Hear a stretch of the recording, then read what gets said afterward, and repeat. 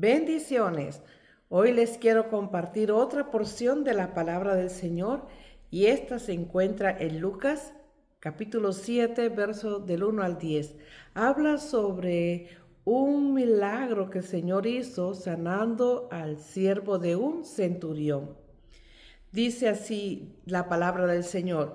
Después que hubo terminado todas sus palabras al pueblo que le oía, entró en Capernaum. Y el siervo de un centurión, a quien éste quería mucho, estaba enfermo y a punto de morir. Cuando el centurión oyó hablar de Jesús, le envió a unos ancianos de los judíos, rogándole que viniese y sanase a su siervo. Hay personas a nuestro alrededor que necesitan escuchar acerca de Jesús, acerca de su amor, acerca de su misericordia, pero también vemos que ellos se sienten indignos para acercarse al Señor, ya como lo vemos en el caso de este centurión, el cual buscaba la manera de cómo acercarse al Señor, pero usando oportunidades que en su opinar podían ayudarle a obtener el beneficio que él tanto estaba esperando. Y entonces aquí es donde encontramos que él busca a los ancianos de Israel. Y yo quisiera pues compartir con ustedes dos cosas que podríamos nosotros aprender de esta porción de la palabra, de esta actitud del centurión. Y la primera es que vemos a una persona que no teniendo conocimiento de las cosas religiosas en ese tiempo, en el caso del centurión, simpatizaba con los judíos, con esta nación de Israel. Además vemos que al parecer era una persona que demostraba una virtud de ser generosa, ya que le había construido una sinagoga y al ver también que se preocupaba por la salud de su siervo, podíamos pensar que se inclinaba a ser una persona de buenos sentimientos. Segundo, vemos a un hombre que a pesar de tener un rango de autoridad frente a toda la comunidad, porque era un centurión, y un centurión en aquel tiempo era un soldado que tenía a su cargo 100 soldados, o sea, era más que un soldado. Reconoce en su interior que no tiene el suficiente derecho para poder acercarse al Señor y poder solicitar por ayuda.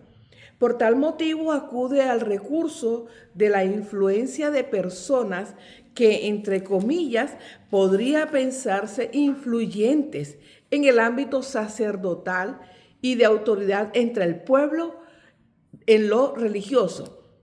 Y veamos lo que dice el versículo 4. Estaba leyendo en Lucas capítulo 7, verso 4 dice: y ellos, o sea, los ancianos de la iglesia, del templo, los sacerdotes, los escribas, esas personas que estaban a cargo del área religiosa del pueblo de Israel, dice, y ellos vinieron a Jesús y le rogaron con solicitud, diciendo: es digno de que le concedas esto. Analicemos este versículo. Cómo el grupo de personas que supuestamente influencian en interceder por una persona, en este caso el centurión, frente a Jesús, ¿cuál había sido siempre su conducta, su opinión acerca del Señor con respecto a la identidad que él, como hijo de Dios, como Mesías, ellos observaban? Ellos nunca aceptaron la revelación, antes siempre le tachaban, lo acusaban, lo señalaban, cómo el Señor revelaba su identidad como el unigénito Hijo de Dios, cómo el Señor revelaba su autoridad. Luego se presentan ante Jesús como los que pueden determinar a quién el Señor puede o no puede ayudar, a quién el Señor debe o no debe ayudar, ya que usan el término es digno que le concedas esto. ¿Cómo es posible que tales personas tomen el derecho de decirle al Señor quién sí y quién no? Hoy, hoy día quizás nosotros podríamos estar presentando la misma actitud de los escribas y los fariseos. en que podemos pensar quiénes merecen ser dignos de la misericordia de Dios y quiénes no merecen ser dignos de la misericordia de Dios. Que el Señor nos libre de pensar de esta manera, ¿verdad? Creernos como que autosuficientes para acercarnos a Dios y pedirle por alguien que necesite su favor. La palabra enseña que todos tenemos libre acceso ante Dios. No necesitamos de un intercesor porque ya tenemos uno y este es el Señor Jesucristo. Dice la palabra que hay un solo mediador entre Dios y los hombres, y este es Jesucristo hombre. Es muy diferente a cuando nosotros podemos decir, reunirnos y decir, ¿sabes qué? Vamos a ponernos de acuerdo y vamos a orar o vamos a pedir al Señor por esto, por aquello, por lo otro, por una necesidad. Es muy diferente, porque en este momento estamos nosotros poniéndonos en común acuerdo como iglesia, como grupo que tiene fe en el Señor para clamar por algo al Señor. A decir, no, tú sí mereces misericordia de Dios. No, tú no mereces misericordia de Dios. Pero sigamos viendo este pasaje y en el versículo 5, por ejemplo, dice la palabra, porque ama a nuestra nación y nos edificó una sinagoga. Es impresionante, ¿verdad? Cómo este grupo de personas que en un momento determinado, más de una vez, señalan al Señor porque hace las cosas y ahora ellos se ponen en el papel de decir, ¿sabes qué? Merece porque hizo esto, merece porque hizo aquello. No, no, no. En esta parte los escribas y los fariseos estaban bien equivocados. Porque realmente nosotros no somos quienes podemos decir al Señor a quién debe hacer la obra o escuchar la oración y a quién no. En esta parte los escribas le justificaban a Jesús porque él necesitaba que se le contestara la petición. La palabra nos enseña que la salvación, cualquier beneficio que venga del trono de Dios, que descienda del trono de la gracia, puede ser para cualquiera que crea. Y nos clarifica que ese beneficio no se logra porque tú o yo hagamos algo. No, la palabra del Señor nos enseña en Efesios 2, 8 y 9, porque por gracia sois salvos por medio de la fe. Y esto no de vosotros, pues es un don de Dios, no por obras para que nadie se gloríe. Si nosotros queremos tener el favor del Señor, no necesitamos realizar cosas para poder obtener lo que necesitamos. La palabra nos enseña que si queremos agradar a Dios, tenemos que hacer una sola cosa, y esto es creer. Creer que Él lo puede hacer. Hebreos 11:6 nos dice que sin fe es imposible agradar a Dios, porque es necesario que el que se acerque a Dios crea que le hay y que es galardonador de los que le buscan. Aquí podemos observar que la fe es muy importante, ya que con ella podemos alcanzar la gracia de Dios. También con ella podemos agradar a Dios. Pero sigamos leyendo el pasaje y encontramos ahora el versículo 6, donde dice, y Jesús fue con ellos. Pero cuando ya no estaba lejos de la casa, el centurión envió a él unos amigos, diciéndole, Señor, no te molestes, pues no soy digno de que entres bajo mi techo. ¡Wow!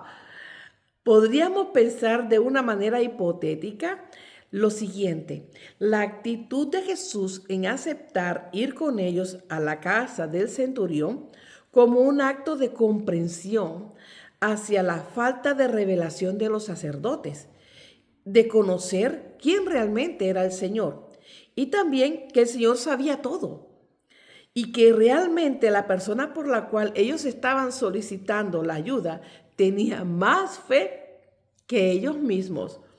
Ya podemos leer entonces más adelante que el centurión reconoce la autoridad del Señor y él aún se siente indigno de que Jesús posara en su casa.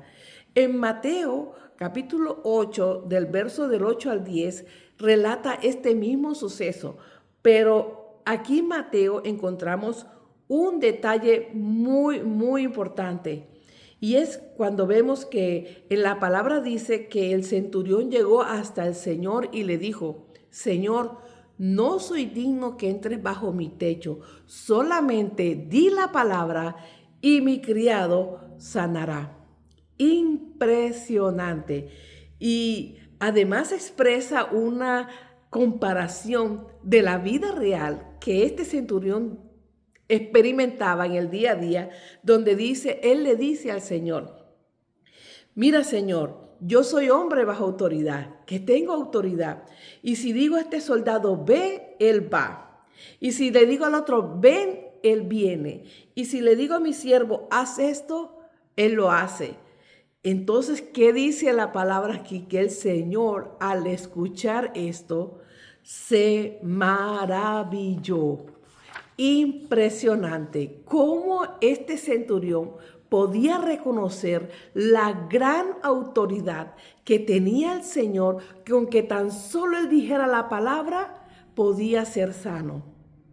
Pero también reconocemos a este centurión en la posición en que él se sentía. No soy digno que entres bajo mi techo.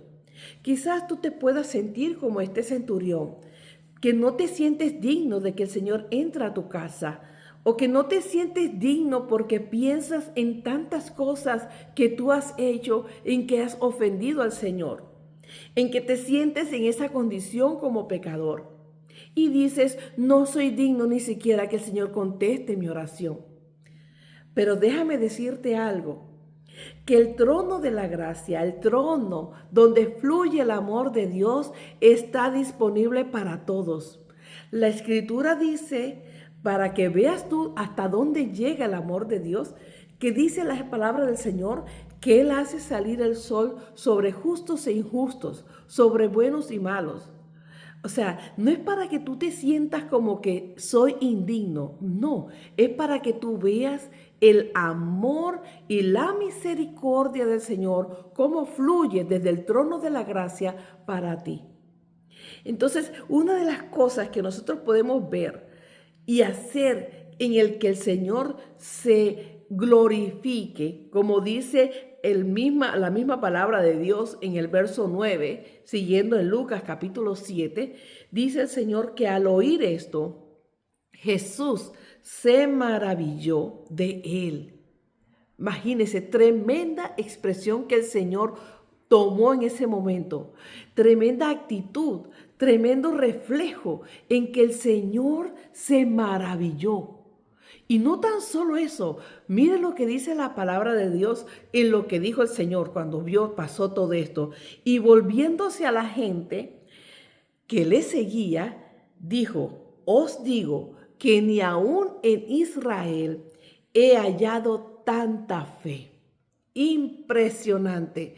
Cómo el Señor, él sabía que había fe en este hombre aún antes de él dirigirse a la casa. Solo que el Señor siempre aprovechaba cada oportunidad para que nosotros pudiéramos observar, para que nosotros pudiéramos retener, para que nosotros pudiéramos aprender con cada detalle, cada mensaje impresionante que el Señor decía.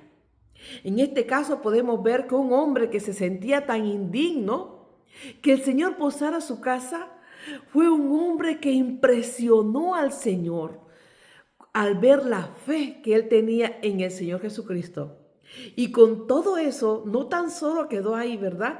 Sino que enseguida se vuelve a la gente y dice: os digo que ni en todo Israel he hallado tanta fe como este centurión.